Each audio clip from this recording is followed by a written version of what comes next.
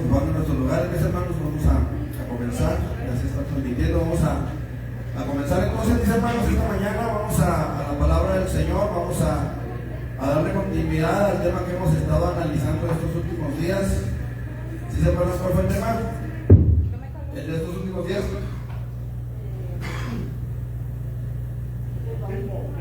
El bautismo en el Espíritu Santo. ¿Sí? ¿Cuál es el tema general de nuestro estudio? Doctrinas fundamentales. Dijimos que hay 4 requisitos para recibir el bautismo en el Espíritu Santo. ¿Cuáles son? El primero, ¿cuál es? Ser salvo. No se puede recibir el bautismo, dijimos, en el Espíritu Santo si no se es salvo. Cuando una persona habla en lenguas y no es nacida de nuevo, podemos creer que ha sido bautizada en el Espíritu Santo. Cuando habla en lenguas y no es nacida de nuevo, no. ¿Por qué no? Porque es una señal a los creyentes, no es una señal para el mundo, no es una señal para que una persona que no ha conocido al Señor, que no ha rendido su vida a Él, reciba esa señal. ¿Por qué? ¿Por qué es algo tan exclusivo para los hijos de Dios? Ya les di la respuesta. ¿Por qué? Para los hijos de Dios, sí, pero ¿por qué para los hijos de Dios? O sea, ¿por qué si una persona no es salva y habla en lenguas, por qué podemos decir que no es el bautismo en el Espíritu Santo? Porque no tiene salvación, ¿Por qué no tiene salvación? No es alguien que está en comunión con Dios. No es alguien que está en comunión con Dios. ¿Qué más? Bueno, con esas dos son más que suficientes, ¿no? Pero hay una tercera. Y es que una persona que habla en lenguas, pero que no ha sido salva, puede estar bajo el engaño de Satanás, haciéndole pensar que es hija de Dios, cuando en realidad no lo es. Entonces tenemos que tener cuidado con eso, ¿sí? Ahora, las lenguas, hermanos. Cuando una persona asiste a una congregación, a una iglesia, como le quiera llamar, y le enseñan a hablar en lenguas, o sea, no la motivan a buscar el bautismo en el Espíritu Santo, le enseñan a hablar en lenguas, ¿verdad? Que lo ponen así en el altar, ¿verdad? Y empieza a hablar en lenguas, y empieza a orar, y empieza la persona a orar, ¿verdad? A rezar, o como le llamen, y empiezan a orar, y luego le dicen, y repita, saca la matraca, y traben, y empiezan a trabar la lengua, y les están enseñando a hablar en lenguas. ¿Eso es correcto? ¿Ese es el bautismo del Espíritu Santo? Lenguas humanas. No es el bautismo del Espíritu Santo. Eso de que arremángate la manga y saca la bazooka, eso no es el Espíritu Santo. Es algo que alguien enseñó, que alguien aprendió, ¿verdad? ¿Por qué? Porque nos ha tocado escuchar personas que dicen, a mí ya me enseñaron a hablar en lenguas. Entonces, las lenguas que da el Espíritu Santo no son lenguas aprendidas, no son lenguas enseñadas, ¿sí? Cuando el bautismo del Espíritu Santo, cuando el Espíritu Santo fue derramado sobre los 120, ninguno de ellos había estudiado, ninguno de ellos había, incluso la gente se sorprendió porque decían, ¿cómo estos si son del vulgo hablan en lenguas? ¿Está bien? Ok, muy bien, vamos a orar, hermanos, para comenzar. ¿Está bien? Esto nos fue un repasito, vamos a orar. Padre, en el nombre de Jesús, en esta mañana queremos presentar nuestras vidas delante de ti, Señor, dándote gracias por tu misericordia y por tu fidelidad, suplicándote en el nombre de Jesús que limpies nuestras vidas, que limpies este lugar, Señor, que limpies nuestros corazones y que tu Espíritu Santo tome lugar para que hables a nuestras vidas conforme a tu misericordia. Date la espera dominical como en el culto de esta tarde, Señor, háblanos en el nombre de Jesús. Amén. Vayan a sentarse, mis hermanos. Muy bien. En segundo lugar, hermanos, ¿qué me dicen? ¿Cuál es el segundo requisito? Desearlo con todo el corazón. Porque cuando nosotros lo deseamos, entonces lo buscamos. Cuando nosotros lo deseamos, entonces venimos al que nos lo puede dar. Entonces buscamos esa llenura, buscamos ese poder en Dios. ¿Está bien? ¿Cuál es el tercero? Lo comenzamos a ver la semana pasada. La oración, ¿sí? En tercer lugar, debemos notar que con frecuencia se recibe este bautismo en respuesta a la oración del creyente. Y la semana pasada estuvimos analizando un poquito acerca de esto en Lucas 11:13. ¿Qué dice? Lucas 11:13. Ah, Miguel, ¿sabes qué dijo? En la mochila de mi Biblia, me la des, por favor. Se me fue la mochila. Pues si vosotros siendo malos sabéis dar buenas dádivas a vuestros hijos, ¿cuánto más vuestro Padre Celestial dará el Espíritu Santo a los que lo pidan?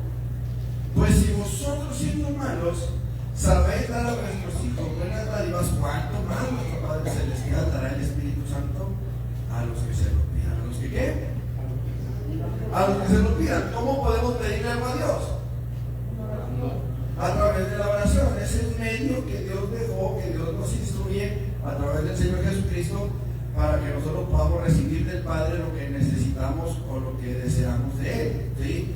Todo lo que pidierais al Padre en mi nombre lo haré para que nuestro gozo sea cumplido. ¿Está bien? Ok, Hechos 1:14, ¿qué dice?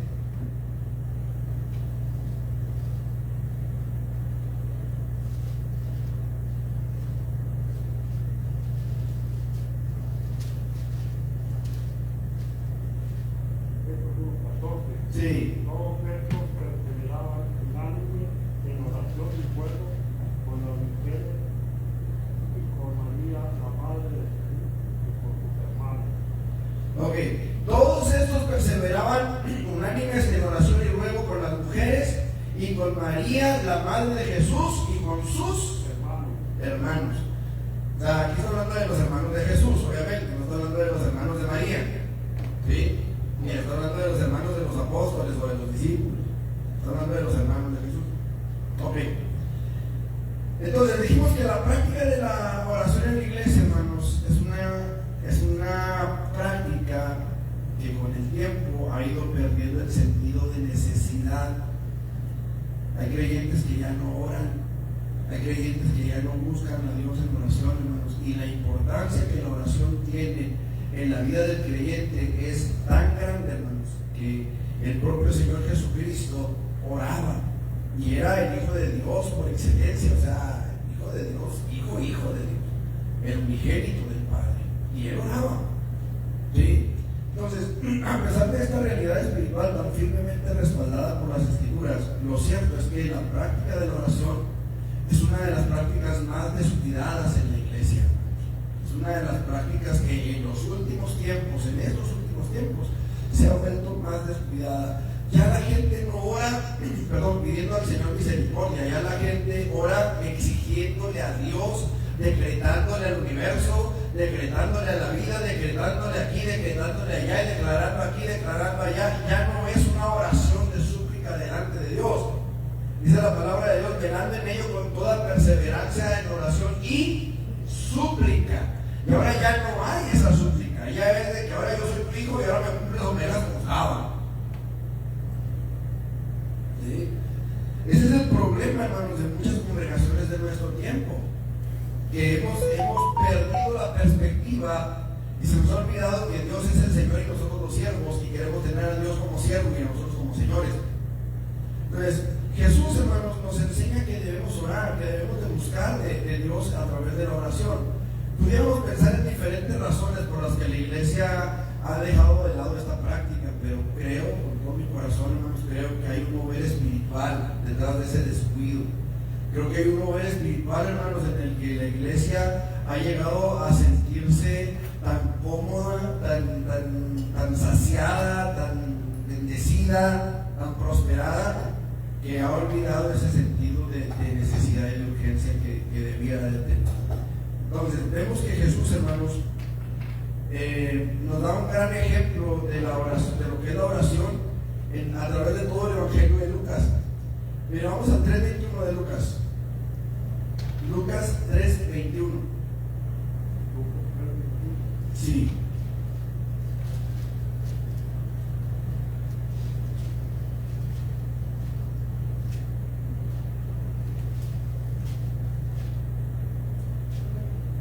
¿Qué dice? Aconteció que cuando todo el pueblo se bautizaba, también Jesús fue bautizado, y orando el cielo se abrió. ¿Quién oró? Jesús. Al ser bautizado, Jesús oró, hermanos. Fíjense qué tremendo. Jesús ora cuando es bautizado y entonces el cielo se abre, hermanos, durante su bautismo. Es durante su bautismo que Jesús ora, el cielo se abre, el Padre habla y el Espíritu Santo desciende en forma corporal como paloma. ¿Sí? Entonces vemos ahí que Jesús oraba, hermanos, en diferentes ocasiones. Lucas 5:16, ¿qué dice?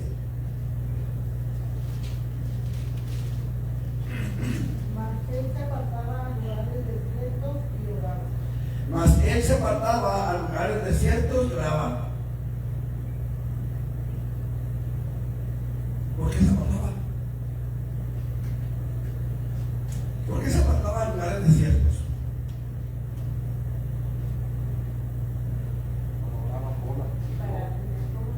Para tener una comunión que fuera inquebrantable e irrompible. El problema de Jesús, hermanos, el problema que tenía Jesús era que siempre estaba rodeado de gente. Miles lo seguían. ¿Cuántos iban detrás de él cuando la alimentación de los 5,000? No sabemos. Pero más de 5,000 sí eran, porque eran sin contar mujeres y niños. Entonces, entre tanto barullo, no sé cuánto se acuerdan de la última reunión de varones, de líderes que tuvimos aquí, de pastores. ¿Sí se acuerdan que les ofrecimos, gracias a la generosidad de la iglesia, les pudimos ofrecer un rico pozolito? ¿No? Qué barbaridad, qué bárbaros. Qué bárbaros esta semana. Sí, o sea, bueno, el punto es este. ¿Se acuerdan que pusimos una bocinita que está ahí arriba, que pusimos con música ambiental? Yo les pregunto, ¿cuántos pudieron oír la música? Éramos como 30 y tantos pastores. 39 por ahí. Bueno, es diferente oír a escuchar. Bueno, ¿cuántos pudieron escucharla? Ponerle atención, pues, saber de qué se trataba la música. A lo mejor si muchos lograron ver las lucecitas de la bocina. Pero entre todo el barullo que había entre los 39 pastores, 39 que estaban todos hablando al mismo tiempo, nadie sabía lo que la bocina estaba haciendo. O sea, muchos pensaban que a lo mejor estaba apagada o ni la tomaron en cuenta, ni se dieron cuenta que estaba la bocina por el barullo. Ahora, imagínense 5,000 personas. A los que les gusta el fútbol, por ejemplo, que se oye el barullo del estadio, no se entiende lo que la gente está diciendo, porque muchos están hablando al mismo tiempo y se oye un solo barullo, ¿sí? Imagínense a Jesús tratando de orar entre tanto barullo, entre tanta gente, entre tantos comentarios, chiflidos, bostezos, etcétera, etcétera, etcétera, risas, chistes, carcajadas, porque todo el mundo tiene su tema, ¿no es cierto? Siempre en una multitud, siempre hay cada loco con su tema. Hasta los funerales no falta que suelta la carcajada. Me meten la mano y dice, lo que les digo. Porque no falta, ¿no es cierto? De repente hay gente a la que no le puedo contar que gente en el velorio porque suelta la carcajada en el entierro, eso ya es otro rollo. Pero siempre hay un loco con su tema, aparte.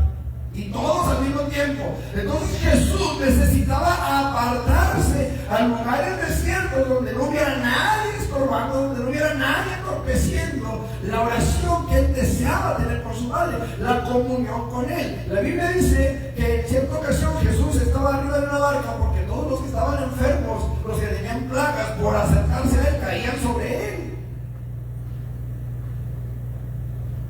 Caían sobre él. Entonces, qué importante era para él apartarse para tener ese tiempo, para aprovechar esa soledad para estar con su Padre. A veces vemos la soledad como algo muy negativo, hermanos, pero cuando deseamos de veras que el Espíritu Santo llene nuestras vidas, ese es el momento preciso para buscarlo, ese es el momento preciso para clamar delante de Dios, levantar nuestra voz y decirle, Señor, aquí estoy, quiero tener comunión contigo, quiero estar cerca de ti, quiero que tu Espíritu Santo me llene, quiero que tu presencia se manifieste en esta soledad, en esta casa, en este rincón, aquí donde estoy. Necesito tu presencia. 6:12, ¿qué dice? Ahí mismo en Lucas, todas estas citas son en Lucas. En aquellos días él fue al monte a orar, pasó la noche orando a Dios. ¿Qué dijimos? 12 y 13. Cuando era de día llamó a sus discípulos, escogió a 12 de ellos, a los cuales también llamó apóstoles. Fíjense, Jesús pasó toda la noche orando antes de escoger a los 12. Dice la palabra del Señor, ahí en el versículo 12, dice, en aquellos días él fue al monte a orar y pasó la noche, o sea, toda la noche, ¿sí? Hay quien dice, hermanos, que Jesús estuvo orando 1 hora por cada uno de los apóstoles que iba a escoger. 12 horas de noche. Ahora, la Biblia no nos dice, oró 1 hora por Pedro, oró 1 hora por Lucas.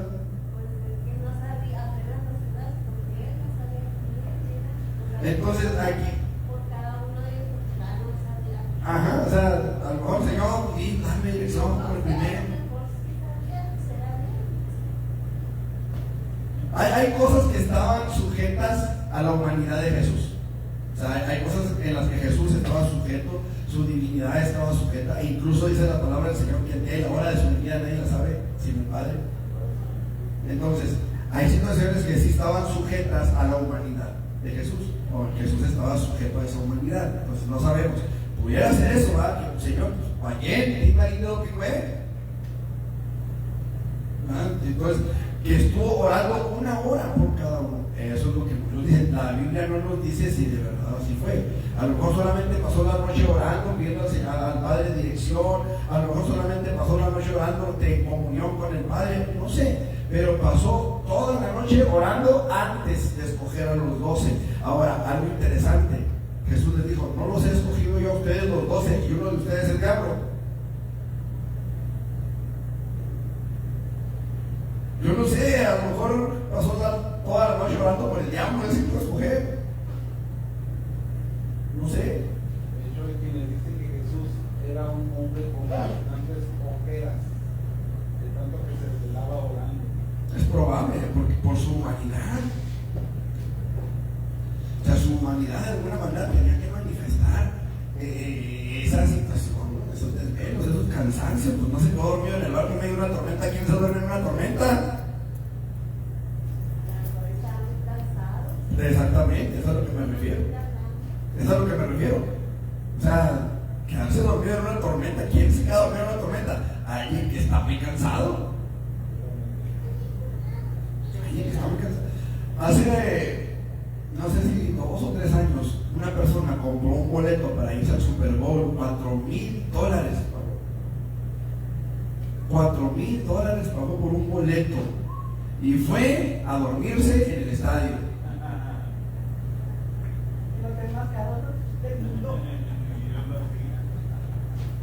Y el Super Bowl dura como 1 hora, hora y medio.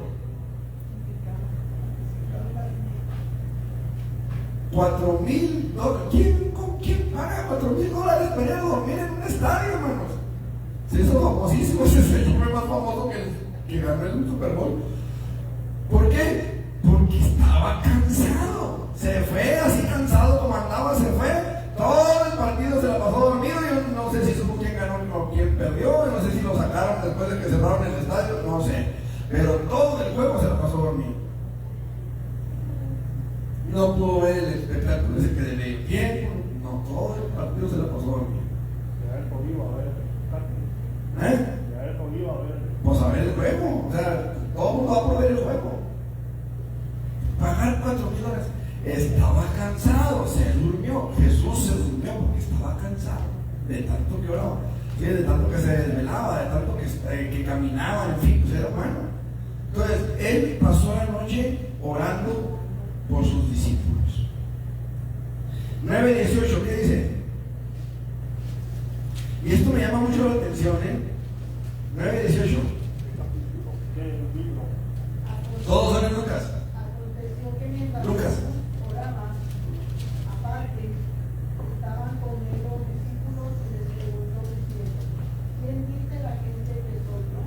Fíjense qué tremendo es. Cómo Jesús ora antes de preguntar quién dice la gente que es de él. ¿Por qué oraría esto? ¿Por qué oraría antes de preguntarles? Me llamó la atención esa situación. ¿Por qué Jesús ora antes de preguntarle a los discípulos quién dice la gente que soy?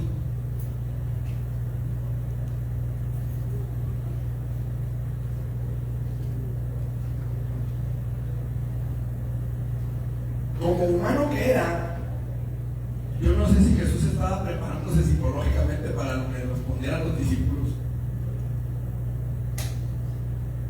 No sé si se estaba preparando en su espíritu para algo fuerte, negativo. Pero me llamó la atención ese detalle, que estaba con sus discípulos orando y luego de repente les pregunta: ¿quién dice la gente que soy? Hermanos, no podemos separar a Jesús, no podemos separar al Dios de la humanidad, del humano, de Jesús. Era el mismo, era el Hijo de Dios, era Dios en carne, era Dios en carne y hueso, pero también era un humano como usted y como yo, con emociones, con sentimientos, con pensamientos que venían a su mente, igual que usted y que yo. La Biblia dice, hermanos, cuando Satanás lo tentó en el desierto, en Lucas dice que se apartó de él por un tiempo, pero solamente por un tiempo. Y la Biblia no nos da más detalles de que lo haya tentado de diferentes formas. Después no nos lo dice. Sin embargo, hermanos, sabemos que el diablo es sutil. ¿Qué pasaba por la mente de Jesús cuando ora antes de preguntar eso? ¿O qué pasaba por la mente de Jesús cuando pensó en esa pregunta? ¿Quién dice la gente que soy? ¿Por qué se puso a orar? Porque muchas veces, hermanos, nosotros como humanos, como personas que somos, muchas veces queremos que se nos reconozca algo, y cuando no se nos reconoce nos sentimos lastimados, queridos. No sé si era la situación en este momento, no sé, repito, son conjeturas que yo hago, pero me llama mucho la atención el por qué. Tal vez no era por ahí la cosa. Tal vez en Jesús había una seguridad tal de ser el Hijo de Dios que no le importaba tanto lo que la gente pensara de él. Tal vez lo que estaba orando Jesús era: Señor, te pido que les reveles quién soy. Por eso después dice: bienaventurado eres, Simón, hijo de Jonás, porque no te lo reveló carne ni sangre, sino mi Padre que está en los cielos. Una nota ahí: el Padre puede ser revelado a cualquiera de ellos. Primero por eso Jesús decía: bienaventurado, porque todos estos que están aquí, ahora, vamos a seguir por esa misma línea, ¿sí? ¿Por qué precisamente a Pedro se lo revela? O sea, eran 12. ¿Por qué no se lo reveló a Judas Iscariote? Eran 12. ¿Por qué no se lo revela a Bartolomé? ¿Por qué no se lo revela a Mateo? ¿Por qué no se lo revela a Natanael? ¿Por qué? Tiene que ser precisamente a Pedro.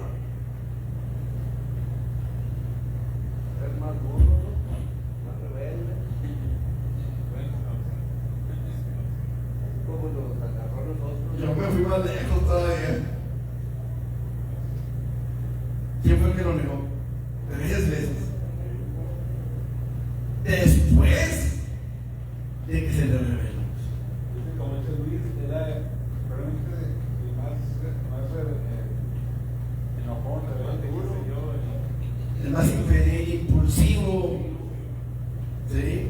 Pero a mí me llamó mucho la atención: ¿por qué se le revela precisamente a Pedro que Jesús es el Hijo del viviente, el Cristo, el ungido? ¿Por qué tenía que tener esa revelación Pedro?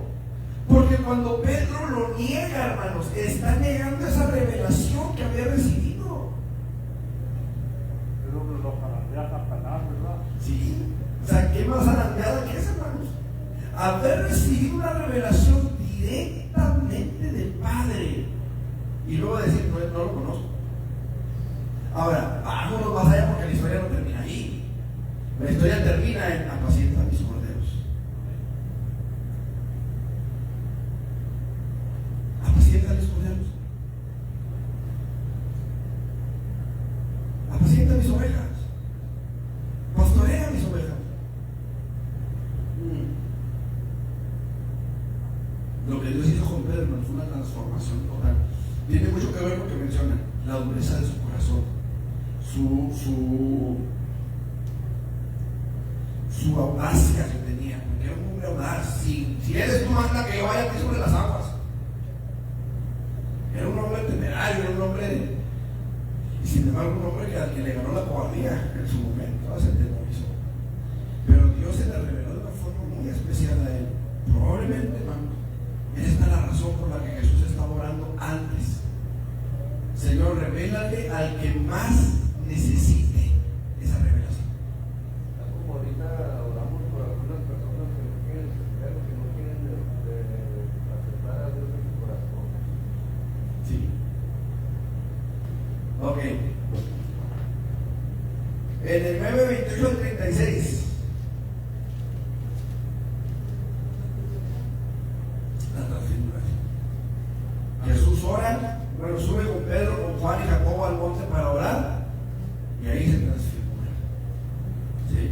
Ahora, ¿por qué lleva bueno, orar con Pedro y ahora lleva a Jacobo y a Juan? Pero ¿por qué se los lleva a ellos a orar?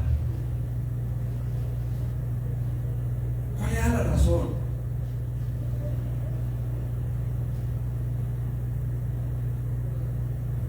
Si ustedes se fijan, hermanos, de los que más sobresalen en la escritura, después de que Jesús se va en el libro de los Hechos y a través de las cartas que tenemos, son Pedro, Jacobo y Juan. Son ellos tres. No tenemos una carta, una epístola de Bartolomé, no tenemos una epístola de Natanael, no tenemos un evangelio de ¿quién es el otro? Tomás. Y sí los hay, pero que están en la escritura. No se consideran canónicos. Entonces, ¿por qué se lleva a estos tres? Porque estos tres, hermanos, experimentaron lo mismo. Sus escritos están en la palabra de Dios, están en la Biblia. Quiere decir que sus escritos iban a ser influyentes para nosotros, iban a influir al resto de los creyentes. ¿Sí? Entonces, ¿por qué era necesario que los llevara al monte de la transfiguración? Para que ellos entendieran que como Jesús ninguno. ¿Recuerdan lo que dijo Pedro? Bueno es para nosotros que estemos aquí y hagamos 3 enramadas, una para ti, una para Moisés, el más grande legislador de Israel, el que les dio la ley, el que les dio el maná, el que los sacó de Egipto, el que los transportó por el desierto los 40 años. Bueno, humanamente hablando, por supuesto, sabemos que encima de él estaba Dios. ¿Sí? Pero para los judíos, Moisés es uno de los más grandes profetas de Dios. ¿Sí? Y luego, bueno, el legislador de Dios. Y luego tenemos a Elías, uno de los más grandes profetas de Dios, que retó a 450 profetas de Baal y 250 de Astarte, que los retó en el monte Carmelo y que los derrotó haciendo que descendiera fuego del cielo. Repito, ellos eran solamente humanos. Dios estaba por encima de ellos. ¿Sí? Entonces Pedro, como los ve junto con Jesús, dice, bueno es para nosotros que estemos aquí y hagamos 3 enramadas, una para Moisés, una para Elías y otra para ti. Y entonces una voz se oye desde los cielos que dice, hey Pedro, no estos, este es mi hijo amado, en él tengo complacencia, a él oí, ni a Moisés ni a Elías, Pedro. Este es mi hijo amado. Por eso es importante que fueran ellos 3 en esa ocasión, hermano, para que se dieran cuenta de que Jesús no tiene par, no tiene igual. No podemos levantar a nadie al mismo nivel que Jesús. ¿Estamos? Mire, cuando usted y yo venimos al Evangelio, usted y yo pasamos a ser parte de la familia de Dios, por eso nos llamamos como... Bueno, yo iba a decir hermanos. ¿De qué otra manera nos llamamos, aparte de hermanos? Hijos. A ver, todos ustedes y yo, al haber aceptado a Jesucristo, según nos dice la palabra en el capítulo 1 de Juan, versículo 12, hemos sido hechos hijos de Dios. ¿Sí? Jesús es el Hijo de Dios. Y la palabra Él excluye a cualquier otro. Entonces, ¿cómo lo entonamos? ¿Cómo nosotros podemos decir que Jesús es el unigénito de Dios? Y ahí está la clave. Y nosotros somos hijos de Dios. ¿Cómo embona? ¿Cómo lo compaginamos? La clave está, hermanos, en la palabra adopción. Dios tiene un unigénito, un único hijo. ¿Sí? Los demás son hijos o somos hijos adoptivos. Adoptivos. ¿Eh? Coherederos, o sea, somos coherederos con Cristo en Dios. ¿Sí? Si no estamos con Cristo, entonces no somos herederos. ¿Por qué? Dice Efesios, según nos escogió en Él, desde antes de la fundación del mundo. ¿Qué quiere decir eso? Que Dios dijo, mis cargos los voy a salvar. Desde antes de fundar el mundo, Dios dijo, voy a salvar a mis cargos. ¿Eso dice la Biblia? No. La Biblia dice, nos escogió en Él. Quiere decir que si el hermano Luis Carlos se aparta de Cristo, deja de ser de los escogidos, porque Dios nos escoge en Él, no por nosotros, no en nuestras fuerzas, no en nuestras capacidades, no en nuestras habilidades, no en los dones que Él nos ha dado, sino en Él. ¿Sí me explico? En el momento en el que una persona decide apartarse de Cristo, en ese momento está decidiendo apartarse de la elección de Dios. Por eso mucha gente dice que la salvación no se pierde, sí es cierto, porque Cristo dio la salvación y no se puede perder. El que se pierde es como que la trae. ¿Sí? Pero es por la doctrina que de la predestinación. De la predestinación, sí. Lo que pasa es que la predestinación, la doctrina de la predestinación, cuando surgió la doctrina de la predestinación, surgió correcta. El problema es que con el paso del tiempo se fue tergiversando la doctrina. Se fueron introduciendo cambios en la doctrina y ahora se piensa, por la doctrina de la predestinación se entiende que salvo una vez, salvo para siempre, porque fuiste escogido para ser salvo. Y cuando una persona que está dentro de la salvación, que está en la iglesia, se pierde, es porque nunca fue salvo. Es porque nunca fue salvo. Aunque haya hablado en lenguas, aunque haya sido bautizado en el Espíritu Santo, nunca fue salvo, por eso se perdió. No. Se pierde aquel que descuida la salvación que Dios te ha dado. ¿Sí? Nadie te puede arrebatar de su mano, nadie, pero de la persona que está en su mano, Sí. y que venga la sombra, que empieza a la sombra, Sí, nadie te puede arrebatar, pero tú te puedes soltar. ¿Sí me explico? Nadie te puede arrebatar de la mano de Él, pero si tú decides soltarte, Él te deja ir. toda la adoración es voluntaria de aquel que quiera adorar en el Espíritu. Sí, así es. Ahora la Biblia dice, dame, hijo mío, tu corazón y ven tus ojos por mis caminos, es algo voluntario. ¿Sí? Ok. En el 10, del 21 al 22. Sí, 10, 21 al 22. En aquella misma hora Jesús se regocijó en el Espíritu y dijo, no te alabo, oh Padre, Señor del cielo y de la tierra, pues escondiste estas cosas de los sabios y entendidos y las has revelado a los niños. Sí, Padre, porque así te agrado. Fíjense que orar, hermanos, no siempre significa pedir. Orar no siempre significa pedir. Orar a veces es tributarle a Dios la gloria, la honra, la alabanza, la adoración, reconocerle porque Él es Dios, alabarle por su bondad, por su misericordia, por su fidelidad para con nosotros, alabarle por su obra. Los cielos cuentan la gloria de Dios y el firmamento anuncia la obra de sus manos. Un día emite otro día sabiduría y una noche otra noche declara sabiduría. Un día emite palabra ese otro día y una noche otra noche declara sabiduría. También se van. Pero qué interesante es, hermanos, que Jesús alabó al Padre, alabó a Dios, glorificó a Dios en su oración. No era nada más, Padre, perdónalos, Padre, dame, Padre, quiero, Padre, necesito, Padre, ya, dame 1, 2, 3. No, también le alababa, le adoraba, le glorificaba. ¿Sí? Aquí tenemos una alabanza hermosa, ¿verdad? Te alabo, Padre, te alabo. O sea, algo que de repente hay personas que se les olvida. Que a Dios se le alaba en la oración, no nada más se le exigen cosas. Es más, está mal dicho. A Dios no se le exigen cosas de punto. A Dios se le suplica, se le pide, se clama por su misericordia.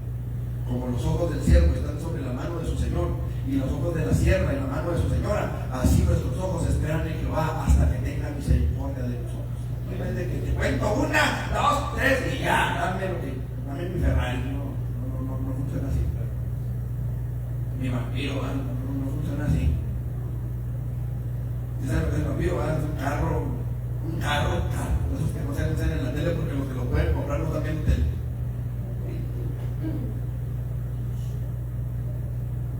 Ok, Jesús ora para alabar a Dios y Padre en el Espíritu Santo por esconder las cosas de los entendidos y revelárselas a los niños. 11, del 1 al 4. Aconteció que estaba Jesús orando en un lugar, y cuando terminó, uno de sus discípulos le dijo: Señor, enséñanos a orar, como también Juan enseñó a sus discípulos. Y les dijo: Cuando oréis, decid: Padre nuestro que estás en los cielos, santificado sea tu nombre, venga tu reino, haga tu voluntad. Eso va a pasar el 4, ¿no? Venga tu reino, hágase tu voluntad como en el cielo, así también en la tierra. El pan nuestro de cada día dánoslo hoy, y perdónanos nuestros pecados, porque también nosotros perdonamos a todos los que nos deben. Y no nos metas en tentación, mas líbranos del mal. Ok, muy bien. Fíjense que Jesús ora y luego le enseña a sus discípulos a orar. Me llama la atención porque hasta este punto los discípulos no le habían pedido a Jesús que los enseñara a orar. Ellos sabían que Juan había enseñado a orar a sus discípulos. No sé cómo los enseñó a orar Juan. ¿Sí? Pero aquí me llama la atención, hermanos, el hecho de que Jesús ora y luego los discípulos quieren aprender a orar. ¿Cómo oró Jesús? ¿Qué fue lo que Jesús le dijo al Padre? ¿De qué manera Jesús se dirigió a Dios para que los discípulos dijeran: Señor, enséñanos? Enséñanos a orar como Juan enseñó a sus discípulos. Enséñanos para nosotros, así como tú oras. Enséñanos a orar. Yo no sé, hermanos, si Jesús se derramó delante del Padre en ese momento y los discípulos lo estaban viendo y estaban sintiendo a través de la oración de Jesús ese mover del Espíritu Santo, cómo los contagió, cómo los hizo sentir ese deseo de aprender a meterse en la presencia de Dios de esa manera. ¿Qué vieron? ¿Qué sintieron? ¿Qué experimentaron? ¿Cómo vieron a Jesús derramando sus lágrimas? A lo mejor, tal vez sin lágrimas, pero en una comunión tan perfecta, tan íntima, tan cerrada con el Padre, que ellos dijeron: yo también quiero. Yo también quiero, enséñanos ahora. Qué interesante, ¿no? También, hermanos, en el 22 del 17 y 19. 22, 17 y 19.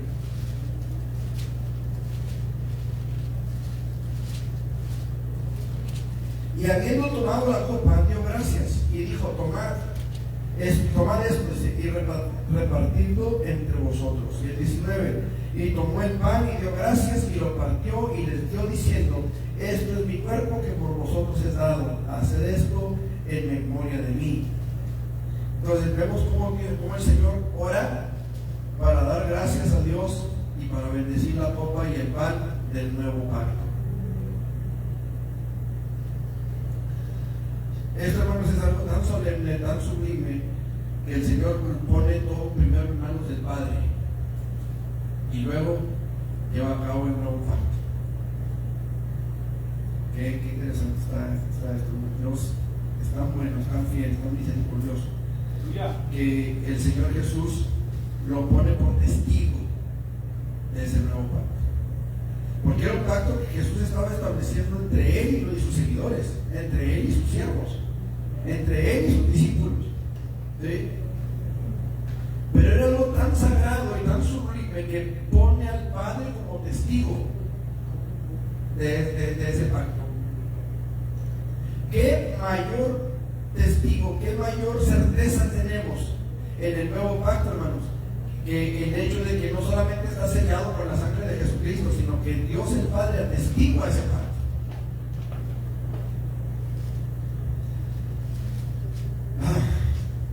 El 44, ¿qué dice? Sí, mismo 22, 44. Y estando en la agonía, oraba más intensamente, que era su sudor como grandes gotas de sangre que caían hasta la tierra.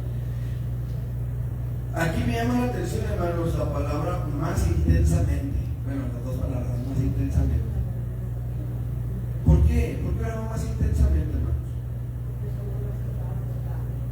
Porque estaba en agonía. Y esto, hermanos, es algo importante. Mire, ¿cómo se lo pongo? A veces, cuando estamos en agonía, cuando estamos en medio del problema, de la aflicción, muchas veces es más fácil dejar de orar y concentrarnos en el problema, concentrarnos en la aflicción, concentrar nuestra atención en lo que estamos viviendo. Jesús hizo al contrario, hermanos. Empezó a orar más intensamente, empezó a clamar más intensamente. En ese momento, hermano, en el que la agonía llega al alma, ahí es necesario orar con más fuerza, hermano. A veces los problemas, las dificultades, todo ese tipo de situaciones que llegan a la vida del creyente nos roban la fuerza, hermano, nos roban la energía. Y a veces lo más fácil es tratar de distraernos en otra cosa. Y vámonos al parque, y vámonos a no sé, el día de campo, vamos a visitar a la familia, vamos aquí, vamos allá, vamos a distraernos. Para tratar de sacar ese problema de nuestra mente, para tratar de descansar, para tratar de sacar esa situación pesada, difícil de nosotros, de nuestro ser. Nos han tocado, hermanos, personas que nos han pedido consejería por situaciones difíciles, pesadas, y de repente los vemos de día de campo por el Facebook, ya que el Facebook es bien chismoso, que andan de día de campo, que andan en una fiesta, que andan aquí, que andan allá, en lugar de estar aquí.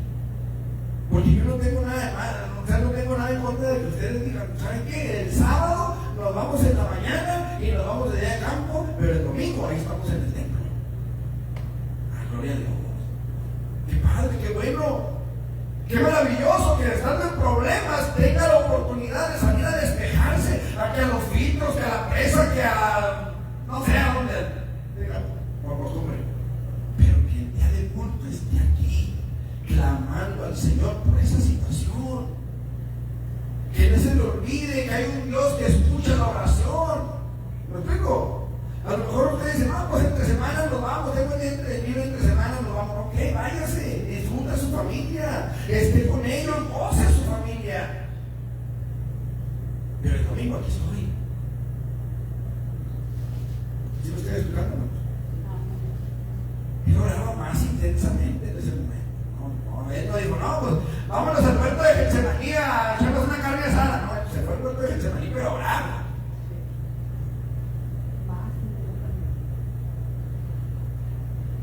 ¿Sí lo digo? O sea, a veces tratamos de desafanarnos, como luego se dice, ¿no? De despejar esa carga, de echarlo de nosotros a través de un relax, ¿no? Luego dice, no, ese es el momento más oportuno para venir con más ganas, Señor, aquí está. A levantar ese clamor delante de Dios. ¿Estamos? Ok, además, hermanos, de estos ejemplos que Jesús nos deja en cuanto a la oración, también nos enseña a orar y nos da estímulos para orar. ¿Por qué orar? Muchas veces no sabemos ni por qué orar. Pues es que yo no oro, pastor, porque pues no sé qué pedir. Pues no pida, ore, alabe, glorifique a Dios. Es que se me acaba el repertorio y ya no sé qué pedir. Pues ya no pida, pues entonces denle a Dios. Denle a Dios, denle gloria, denle alabanza, denle adoración. Si ya no sabe qué pedir, pues empieza a dar. 6:28, ¿qué dice? Lucas, todos estos son en Lucas, ¿eh? 6:28.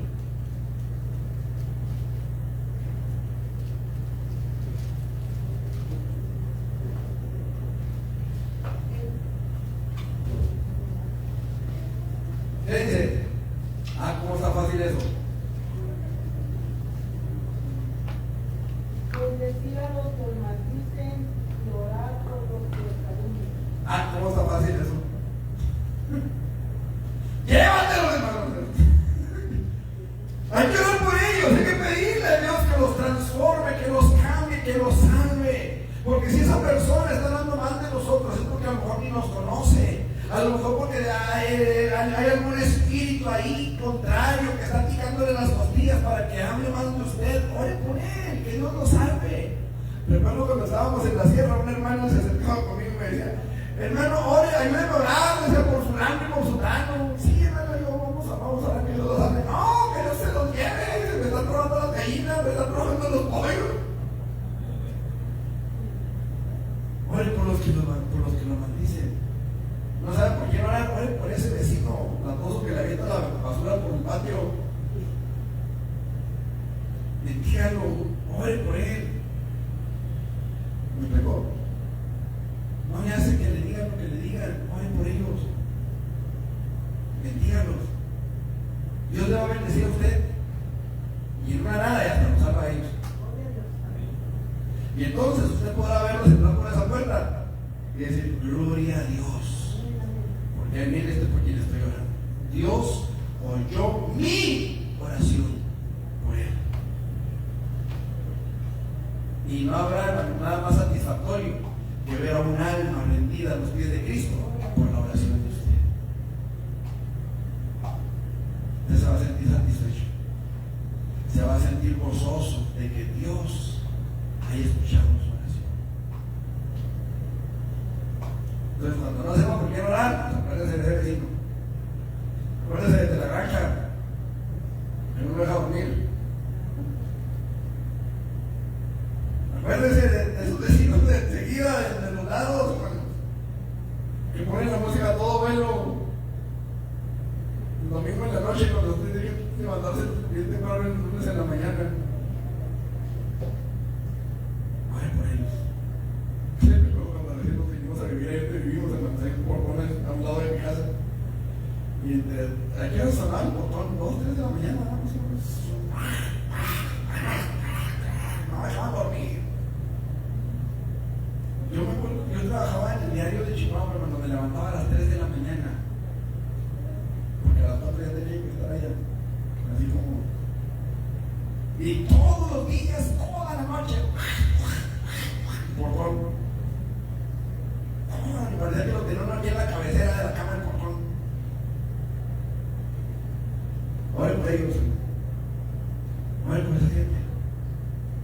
Mira qué gusto dormimos ahora. Gracias a Dios. Se nos ha metido a robar 2 veces y ni nos hemos escuchado. No somos nosotros. Pero tenemos paz. Ore por sus vecinos. Ore por ellos. 10:2, ¿qué dice?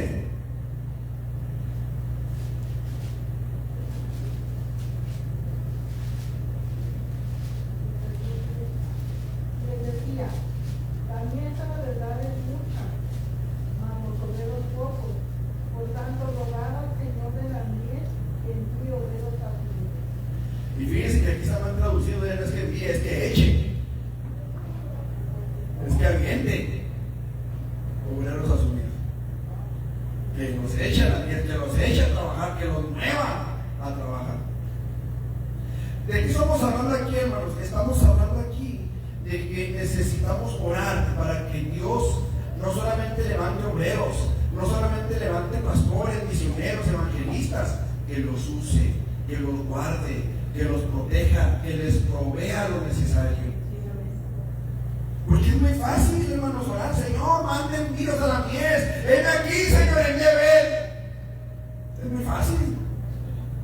Envíalo a él. Ven aquí, Señor, envíale a ti. Es muy fácil. ¿Sí o no? Es muy fácil venir, hermano, nos te bendecimos en el nombre de Jesús y pedimos al Padre que te provea, que te bendiga, que te guarde y te lleve con bien. Búscale, es muy fácil. Pero estando allá en el campo, hermanos, estando allá en la soledad, allá donde de vez en cuando quisieras que llegara alguien con un kilito de frijol y se va con una rebanada de queso mejor,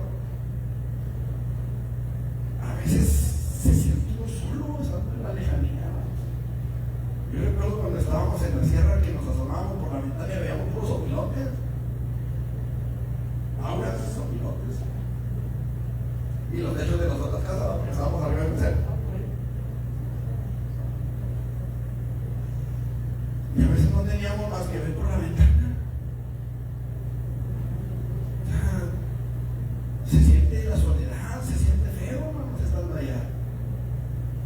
Pero cuando hay una iglesia orando para que fortalezca a ese misionero, para que fortalezca a ese evangelista, para que fortalezca a ese siervo de Dios que salió de la iglesia y está empezando una obra en una zona difícil, que está picando piedra, que está batallando para lo necesario. Ayer estuvimos en una reunión de pastores allá en Guerrero, Chihuahua. Y los presentaron a la región de allá, le presentaron un proyecto, hermanos. Unos hermanos que ya tienen 3 años predicando bajo carpa. Todos los domingos llegan, ponen la carpa, la quitan y se van con sus instrumentos a su casa. Van, predican, ponen, quitan, etc. Hermanos, compraron el terreno, un hermano les donó un terreno. Y ahorita, hermanos, toda la región Cuauhtémoc se puso de acuerdo para cooperar por iglesia, por pastor. Van a estar aportando 2,500 pesos mensuales. Unos, otros 2,000, otros 1,500 y otros 1,000, dependiendo del tamaño de la iglesia, por mes.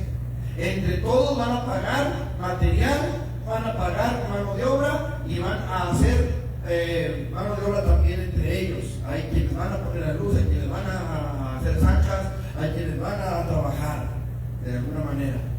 Entre toda la región, hermanos. Si eso se hiciera aquí, hermanos, en la ciudad, yo les aseguro que habría más iglesias donde se predica la palabra de verdad, en lugar de tantos ices y tantos osos y tantas cantinas que hay. Pero es que necesitamos doblar la rodilla, hermanos. Necesitamos pedirle al Señor: Señor, envía obreros, envía gente que quiera servir, envía gente que quiera trabajar. Y si no hay, Señor, aquí estoy yo. Pero que podamos decirle: Señor, heme aquí, envíame a mí. Sí, 11 del 5 al 13, ¿qué dice?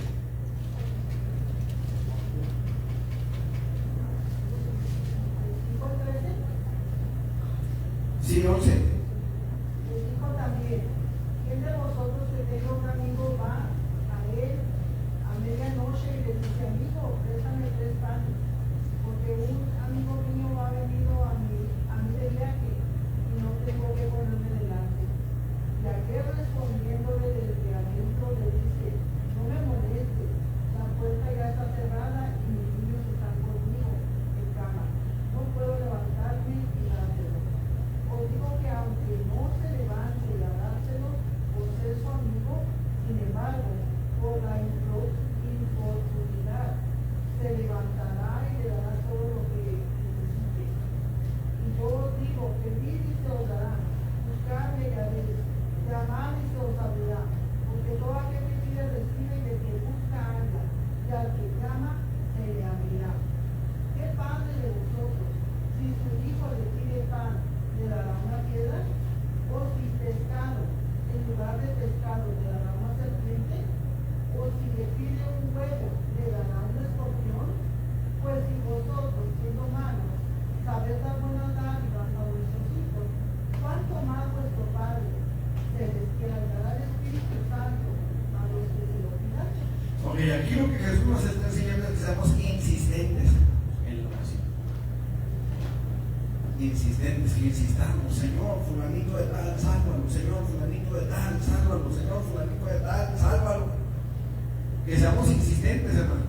Fíjense cómo dice la palabra del Señor, aunque no se levante por ser su amigo, nomás por estar tocando a las 3 de la mañana, pues se va a levantar. ¿Cuántos de nosotros, miren, yo tengo una costumbre, hermanos, a mí a veces me llegan WhatsApp a las 11 de la noche, 11 cachito, yo ya no los debo. De 9 en adelante yo ya no abro WhatsApps hasta el día siguiente. Pero, si a las 9:30, 10, 11, 12, 1, 2 de la mañana me marcan por teléfono, yo me levanto y contesto. ¿Por qué? Porque ya se murió mi abuelito, ¿qué pasó? ¿Sí me explico? Esto es diferente, una llamada a la WhatsApp. Ahora, se levanta uno por la inoportunidad, o sea, por ¿qué horas son estas? ¿Luego? ¿Qué horas son esas de llamar por teléfono? ¿Quién llama a una persona a las 2 de la mañana? Nadie más, alguien que tiene una urgencia. ¿Sí me explico? Alguien que tiene una urgencia. O sea, yo no voy a andar a agarrar el teléfono y voy a marcarle, no sé, a mis hermanos o a alguien de la iglesia para decirle, ay, es que no podía dormir y quería ir por alguien. No, si usted no puede dormir, yo sí, déjeme en paz. ¿Sí me explico? ¿O no? O sea, Como aquella pastor que le llamaron a las 2 a las 2 de la mañana, sí, me acordé de. No, estaba orando, digo el pastor. Estaba orando, digo. Es que le llamo, hermano, porque Dios me dio un mensaje. ¿Qué mensaje le dio, hermana? Y empezó a leer el Salmo 23. A las 2 de la mañana, por favor. ¿Y cuál fue el mensaje, hermana? Pues ese. A las 2 de la mañana. O sea, ¿qué hizo el pastor cuando sonó el teléfono? Contestó. ¿Por qué? Por la importunidad, por la urgencia.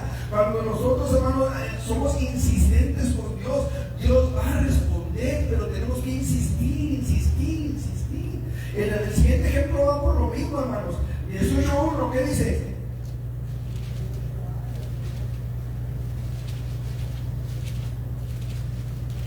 También le recibió Jesús una parábola sobre la necesidad de orar siempre y no desmayar. Esta es la historia de una mujer que va con el juez, con un juez injusto.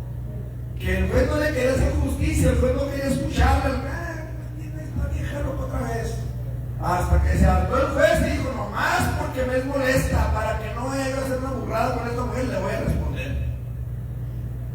Nomás porque me está molesta y molesta y molesta. Ahora, no quiere decir que nosotros estamos molestando a Dios, porque a Dios le agrada que nosotros estemos ahí, clamando a Él. Pero también quiere ver nuestra insistencia, qué tanto lo necesitamos, qué tanta fe tenemos, qué tanta paciencia tenemos. Hay veces que hay necesidades que a nosotros decimos, pero ya, pero no quiere tomar nuestra paciencia. Y aún No sé. así responde. Y aún así responde. Así es. Nosotros, bueno, a mí, voy a ponerme a mí como ejemplo. El día que ya me andaba muriendo, hace ya unas 2 o 3 semanas, que le explicó los 26 años de matrimonio ahí, me falta algo. En el momento en el que ella clamó al Señor, hermano, en ese momento, y no es mentira, no crean que estoy echándole crema a los tacos, no. Ese es el Cristo que predicamos. En el momento en el que ella gritó, Señor Jesús, ayúdanos, en ese momento empecé a respirar. En ese momento.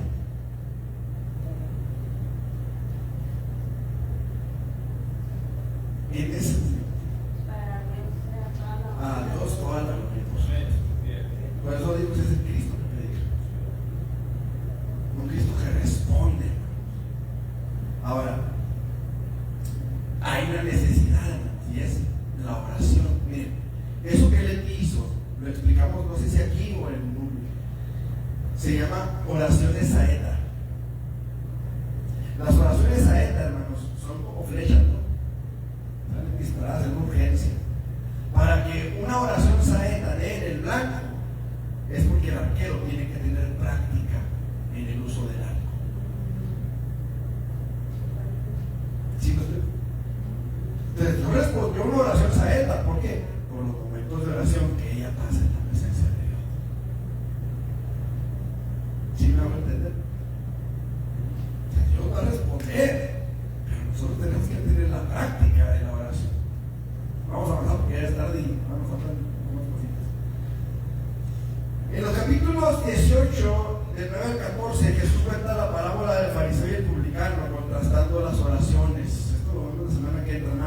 mencioné así nada más.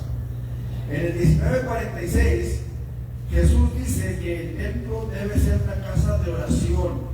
Este lugar, hermano, no es para venir a cotorrear, no es un lugar, hermano, de pachanga, es un lugar de oración que merece respeto, que merece honor, porque el nombre de Dios está aquí. ¿Estamos?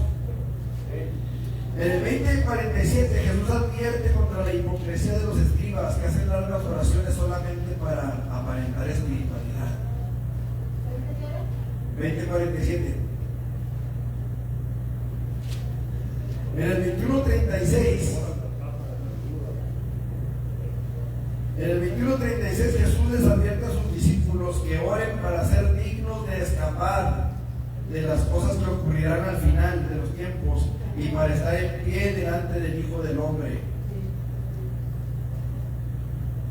¿Sí?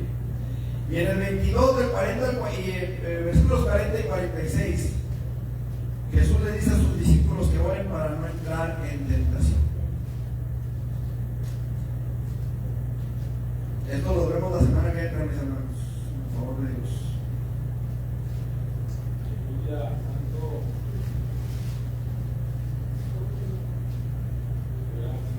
¿Estamos hasta aquí, hermanos? Pónganse sobre sus pies. Vamos a orar para comenzar nuestro día.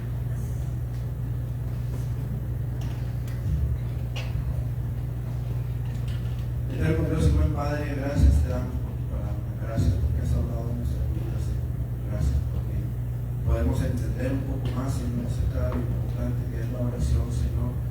Y en esta tarde queremos rogarte, Señor, suplicarte que nos sigas dando dirección, Padre, para que podamos verdaderamente aprender a orar de tal manera que podamos ver tu gloria en medio de nosotros, Señor. Llénanos de tu Espíritu Santo, Señor, te lo suplicamos en el nombre de Jesús. Esa es nuestra petición constante, Señor. Que llenes nuestras vidas de tu Espíritu Santo y que podamos ver, Señor, ese mover glorioso en medio de nosotros, Padre. Ponemos esta reunión que vamos a comenzar, Señor, en tus manos, para que tú bendigas también, Señor, cada uno de nuestras alabanzas que sean elevadas, Señor, las ponemos delante de ti, para que tú te glorifiques en medio de ellas, Señor, y sean gratas delante de ti, Señor. Que cada cántico que ponemos, Señor, sea agradable ante ti, en el nombre de Jesús. Amén. Amén. Dios los bendiga, hermanos, porque necesiten ir al sanitario, pueden ir aquí. Miguel, me pasa por favor ahí con la transmisión, recordamos a nuestros